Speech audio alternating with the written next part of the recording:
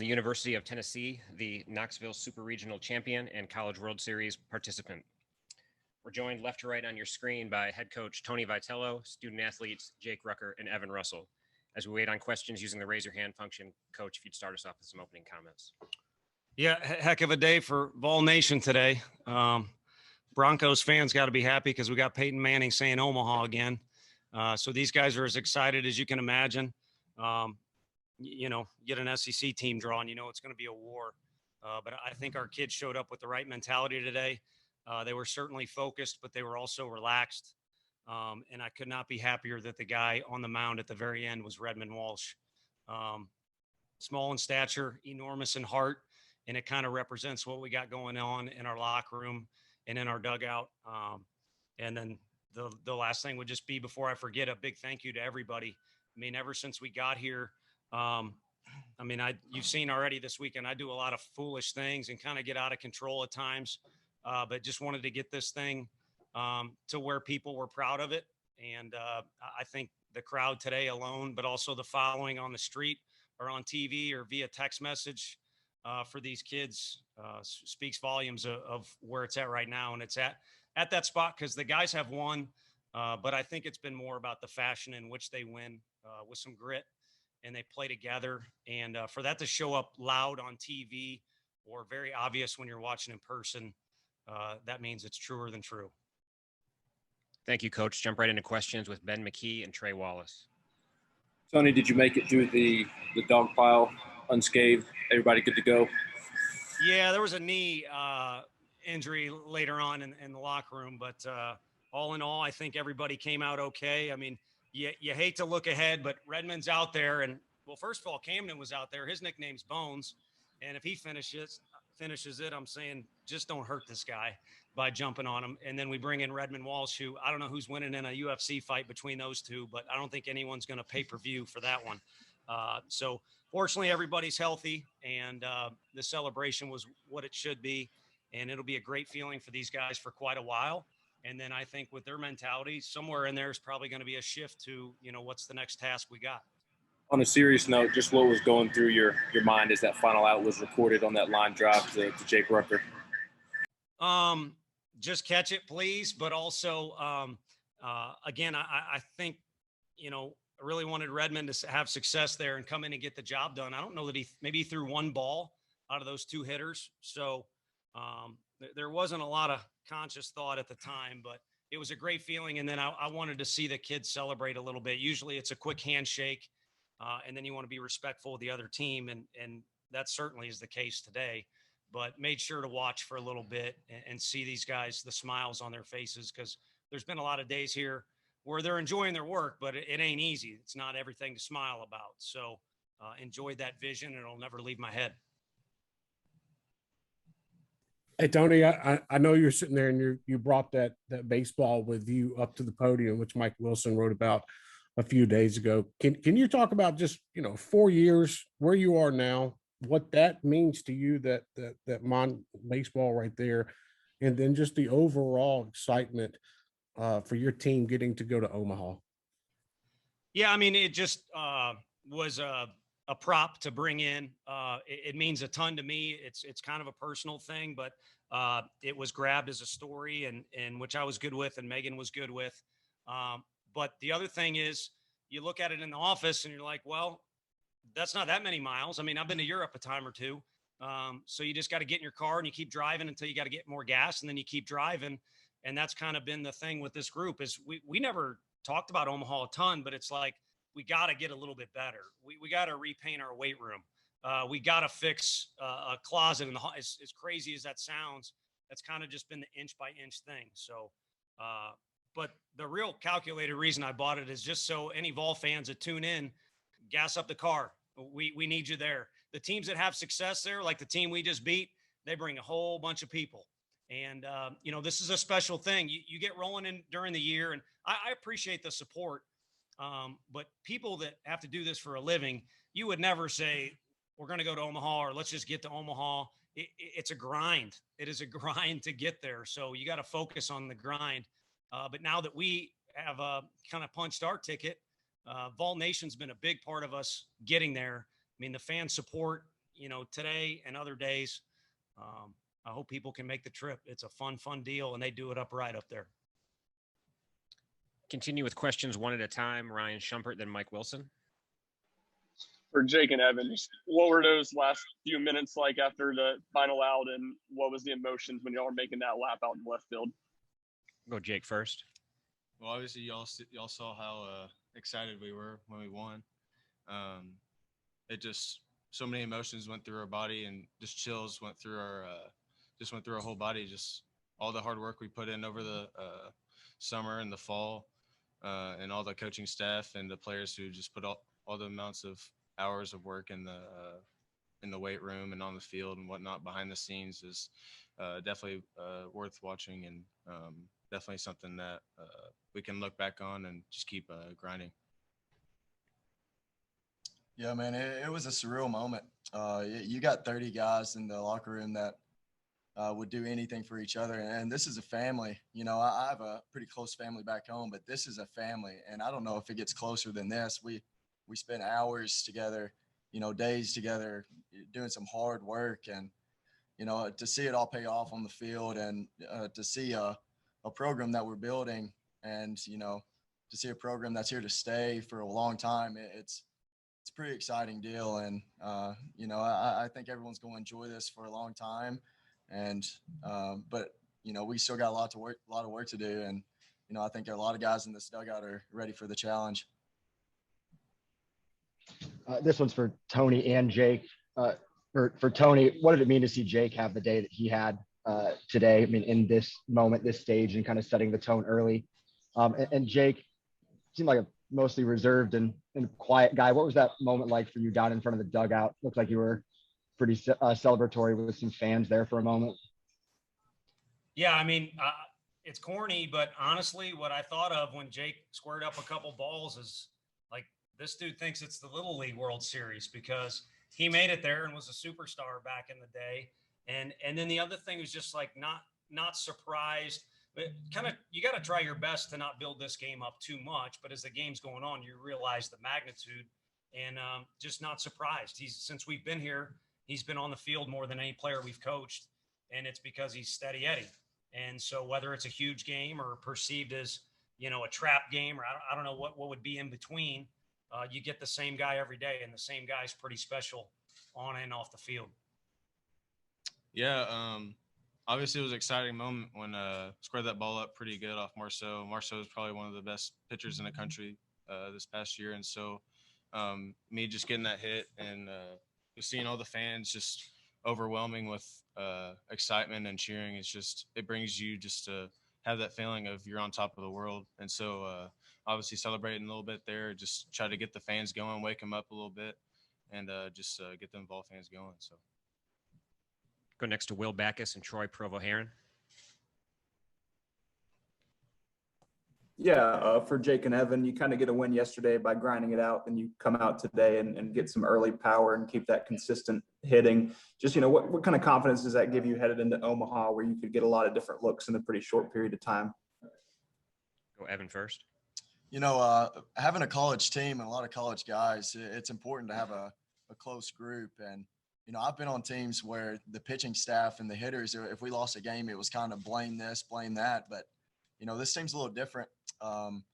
Winning a close game where we needed some guts on the mound yesterday, I think it kind of carried over to, in a funny way, the hitters were like, hey, we got your back since you owed us one. So, I think it's pretty awesome to see a team not have one way of beating you. And, I think it gives us a lot of confidence in the locker room to, go out, and you never know how you're going to win. But if we find a way, it's pretty special. And with this group, you better be ready to watch, because we're always on the hunt to do some pretty cool things. Yeah, Evan said it best. Just all that confidence and trust that we have with each other. We don't yell at each other if we do something wrong. We pick each other up, and just having that confidence in each other just makes us who we are as a group. And so we still got a lot more work to do, like Evan said earlier, but yeah, we're just going to keep doing our thing and keep grinding out at bats, grinding out pitches, not taking anything for granted. Evan, I know it's not over until Jake snags that line drive, but with that lead, is there ever a moment where you feel as if y'all have accomplished the mission and you're going to Omaha in that dugout in the middle of that game? You know, there was some pretty good vibes in the dugout. You know, it was pretty expected that later in the game when we were up by quite a bit, we were going to win that game. But you know, you can't celebrate too early, especially on a team like that. You know, they do have some mojo over there on that team there in the past. So, you know, you got to continue to grind out the game, and you know, if you don't let up, you'll have good success, and that's what happened with us. Wes Rucker and David Ubben. Yeah, Tony, I know that Paul Maneri just a few minutes ago said that, you know, the way y'all have pitched the ball this year maybe doesn't get enough credit because people talk about the offense, but the pitching numbers, especially in this ballpark, are pretty good considering. And I'm wondering if the dimensions of this park, the way that it plays, has that changed the way that you've recruited some guys or recruited your team? And just what do you think of your pitching staff overall this year? Yeah, I think it has affected our recruiting offensively. Pitching wise, I think what we're looking for fits into that little niche of what works. And a big part of that is you got to be tough. You got to be really tough. And Frank has pitched in places like Stillwater and Lubbock, or coach pitchers in those places where the ball can absolutely fly with the wind. So, I mean, at the end of the day, that's our head baseball coach. I'm kind of the head coach of a lot of other things, but Coach Maneri's dead on. I mean, the guy, his resume is ridiculous. And I said it when I got hired. He's kind of notorious, if you follow college baseball, for being the guy that when a head coach is in trouble or in hot water, he comes and saves the day and reverses that, you know, into a true 180. So I figured before I ever get in trouble, might as well just hire him right off the bat. Evan, you touched on this. I wanted to ask Jake, what is it like to be in a game like this where you're kind of expecting that battle and multiple occasions you can look up at the scoreboard and see a 9-run lead? And for Tony, what does getting to Omaha mean for the program? Yeah, I thought Evan touched on it pretty good on how, like, even though the lead was pretty big, you know, just going back to what I said, just like not really taking anything for granted, you know, just try to grind out the at-bats and grind out every pitch when you're on defense and stuff and get outs one at a time. Just having that mindset, it's a deadly thing. And so you can win a bunch of ball games like that. And so that's what we've been doing so far, and we're going to keep doing that. I think it's hard to put into words, you know, going to Omaha, you know, they'll be dancing in the streets like crazy. So tonight, so I hope, so that's the present moment thing. I think the next thing is the most important thing. That means we have a chance to make it to the national championship series. So, you know, you got 2 groups of 4 and, you know, it's 2 different tournaments, and the winners of each of those tournaments will meet, you know, in the middle for that championship series. So we've got a chance to win another tournament, which, you know, we were almost able to do in Hoover, and we've won our last 2. So we'll move on to the next one, and, you know, it'll be a fun group to be in that environment and take on that challenge. And then, you know, the obvious stuff is it boosts recruiting. It boosts season ticket sales next year. It creates a capacity problem at our stadium. So there's a lot of benefits, but I think the ones that are in our near sight, if that's the right way to say it, are the most exciting. Jake Nichols and Ben McKee. This one's for Evan specifically. Evan, I got a chance to talk to your dad before the game, and he talked a little bit about your journey from Scottsdale to Tennessee. When you look back and kind of think about travel ball in high school, putting on that Team Tennessee jersey and where you are now, can you describe that? You know, it was never just sunshine and rainbows. You know, it was a grind, and this was always a place I wanted to be. You know, working in high school, for some reason, I knew I wanted to be a Tennessee Volunteer. And to be able to get the opportunity to come here, it was a dream come true. But as soon as I got here, I knew that something could happen, especially with the coaching staff coming in, that something was different, and it was on its way up, even if it was going to take a while. So, you know, being a freshman coming in and having the work ethic, but not really having the talent myself or even around us, to see what it has turned into. It's pretty amazing to have that feeling of all the hard work is paid off, and there's definitely more to come. Tony, I've got two quick ones for you. Why was this team the first one to make it to Omaha in nearly 2 decades? And you've always talked about how much your dad has meant to you in your coaching career. Have you been able to share a moment with him? I know there's been a lot of family down on the field. Have you been able to share a moment with him since you all won? Yeah, there's a lot of old players former players of his that would like to see him crying and not being able to get any words out. Because he was a strict fellow when he was coaching, but he was a maker of men. And I was fortunate enough to watch him, and grow up. And anyone who wants to throw me on someone's coaching tree, that's the coaching tree I'm on. That's the guy that's helped me get to where I've gotten. And then as it relates to getting any jobs, to be honest with you, Sean McCann, our video coordinator, is the guy who's helped me get any job. That, and everyone knew I was a slave on the road. So those two individuals and Megan Anderson being the third were the three I listed off to the team that I owe them the most amount of gratitude that they get to go to Omaha and wear orange. As Megan's parents said, the Vols will wear orange in Omaha, and that's going to happen. So like I said, fans, come on down and bring your green hat. And I think my other, I think at times I get out of control on the field. It might seem like I have some arrogance, but if I had any arrogance in me at all, I would have been a better player. At times I struggle with confidence, and that's why I try and, relay these messages to these guys. But my honest answer is I think last year's team could have went to Omaha. And unfortunately, the pandemic got in the way. So maybe the extra bittersweet deal or the motivation from last year and the core group of guys that were on a talented group last year is what helped these guys get there. But you can't do anything by snapping your fingers, but there's been a little daily improvement every day around here in a lot of different areas.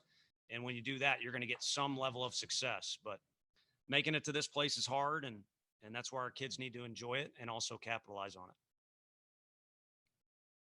I'm sorry. Was there an element of that question for Jake, Ben? I'm sorry. No. All right. We'll go next to Rick Russo and Ryan Shumpert. Tony, the bats weren't exactly cracking last night, but the guys did just enough to get the win. Did you have a feeling they were going to unload today? Not, I don't think you want to ever kind of, predict you're putting up a touchdown or anything like that, but you saw a looseness there that made you more comfortable. The Florida game down in Hoover, I think we won 4-0, but we saw some ridiculous arms and the park was playing big. That was kind of a vibe before the game that was similar to today, where it's like, all right, I mean, you got to put your work in and you're going to play 9 innings. There's a lot that can happen, but you sure feel good about it. And that was, again, kind of the vibe the guys had today. And I don't think they get to that unless, they've accumulated. We're at 50 wins and 16 tough losses. There's been a lot of lessons learned because they've been good enough to be in an SEC final or a SEC series that's really hyped up, or it's, supposed to be the most watched one of the weekend. So you kind of get some trial and error there, and you keep, kind of finding your best, kind of presence for each day. And today was good. Tony, after the first month of the season, it didn't really seem like any of your players slumped for long periods of times. Just what kind of went into not letting a bad game or a bad weekend spiral into a bad stretch of baseball? I think toughness. That's, the weight room's behind us. I think toughness and willing to accept hard times was a part of that, because there wasn't some great, sunshine and rainbows is what Russ used. I'll say that, first of all, we got video of him trying to catch as a freshman. So if anyone wants to see that, there's definitely no sunshine or rainbows going on for that. But, it's been a grind, and there's some guys on our club with scars from, a lot of tough losses and a lot of bitter pills to swallow. So when personal success doesn't come, I think these guys are able to forge on, and they did so in a fashion that found a way to win some games ugly early in the year and put the personal deal behind them where, maybe they weren't getting theirs or they weren't living up to other people's expectations and all that, I think kind of led them in the right direction. Wes Rucker and Trey Wallace. Yeah, for both players, I know that, when you're a college baseball player, everyone always talks about, Omaha, Omaha, Omaha, like you want to get there. But so this is something that obviously you want to celebrate, but y'all seem to have a team that could go to Omaha and win the thing. So how quickly does your focus shift from celebrating this to kind of locking it right back in and getting ready to go, win more baseball games? Start with Evan. It's probably cliche to say, but I would say for me personally, it's right now. Even though it was a nice celebration out there after winning today, but for some reason it's expected. We have a talented group of guys. We have a lot of guys that want to win, and I don't think anyone wants to stop playing with each other. There's a lot of guys, including the guy to my right. I would love to play forever with him, to be honest. So, I don't think anyone's ready for this to end, and I know for a fact no one wants it to end, with us holding our heads down. So I think there's a lot of guys that are ready to get back to work tomorrow and, see what Omaha's about. Yeah. Like Evan said, we're ready to go right now. I mean, obviously not a lot of teams get the chance, not like teams and players get the chance to go to Omaha, but obviously that's an awesome feat. But like you said, we're going to be ready to go. We're going to be lifting tomorrow, get after it tomorrow, and just get ready to be focused on going to Omaha, focused on that first game. And so just going back to saying not taking anything for granted, just focus on the task at hand, and we'll be fine. Hey, Tony, Will Heflin, did not pitch this weekend. What does that mean for his arm? And, is it, I know it's a good thing, but in your mind, what does that do for next week, getting ready for the College World Series? And then also just kind of talk about Heflin for a minute and everything he's meant to the program. I know he didn't get out there and get on the field, but what he's meant leading up to everything. Right. Well, he put us in a position to be more successful this weekend, not just get here, but more successful. And he also kind of solidified the pitching all year long. I mean, we know we got some grinders on the position side of things and can play defense, beat you different ways, but there's pretty big roles that have to be locked down on any winning team. And so it starts a long, long time ago, what he's done for us this season. And then it really starts a longer time ago, if that's even accurate, to try and change his program. It's why he came here. So it's huge. And I think he's just as happy as these guys that the thing ended today.